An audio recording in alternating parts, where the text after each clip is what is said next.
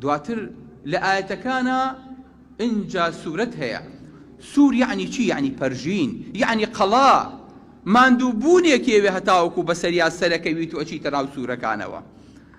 ئەمە هەروە گاڵتە نییە. ئەم قەڵا و ئەم ئاەتانە هەروە بە گاڵتەدا نەنراون. قورئانیش لە ئەخیرا خۆی کە کۆکەرەوەی هەموو ئەمانەیە ذیکرە.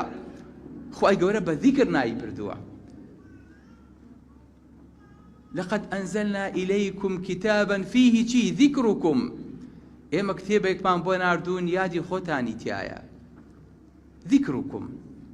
نانا يعني ئەگەر دەستان بە قورئانەوە گرت یادتان ئەکرێ. خەڵک بە گەورەتان ئەزانێ. یعنی ئەگەر دەستان لە قورئان هەڵگرت ناوتان لە کوولەکەی تەڕیشا نامێنێ، ئەبێ بچن بە دیار ڤیزە و بە دیار سنوورەکانی خەڵکەوە دانیشن هەتا وەکو خەڵک بتان کاتە ژوورەوە و ڕێزێکتان لێ بنێ. ئەو سنوورانەی کاتی خۆی ئێمە ئەچوین قورئانمان پێ بوو فاتیح و ڕزگارکەر بووین بۆیان ئیستاکێنە بەسەر دەرکەزیەکانی شاڕێگەمان نایان چینە ئەو دیوەوە. ئەها خاوەن قورئان بووین، خاوەن ذیکر بووین، خاوەن ناو بووین، خاوەن تۆمار بووین، خاوەن قسە بووین کە قورئانمان نەما هەموو شتێکمان لەدەستدا. بۆیە چینە سەرجادەکان و خۆپیشاندانەکەین، بۆیە ئەچینە ناو شوێنەکان و مانگرتنەکەین، بۆیە هەر هاوارمان لێ هەڵەسێ و لە سۆشیل میدیایە گلەیی یەکەین. بۆ قل هو من عندي أنفسكم. ئەمە خەلەلەکە لە خۆمانەوەیە. چەند لەو قورئانە دوورکەوتوینەتەوە ئەو نەباجی دوورکەوتنەوەکەمانە دەین، ئەو نەزەریبە ئەدەین. دڵنیاشتان ئەکەم لا تصلح آخر هذه الأمة إلا بما صلحت به أولها.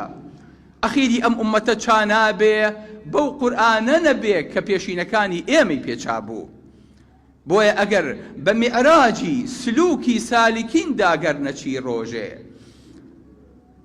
بە میعراجی سلووکی سالکین داگەر نەچی ڕۆژێ، لە ناو جەهلی مڕەکەبدا دەمێنی هەر وەکو ماوی پرۆفیسۆری، دکتۆری، ماستەری لە کەشکەڵانی فەلەکای هەر عیلمێکت پێیە.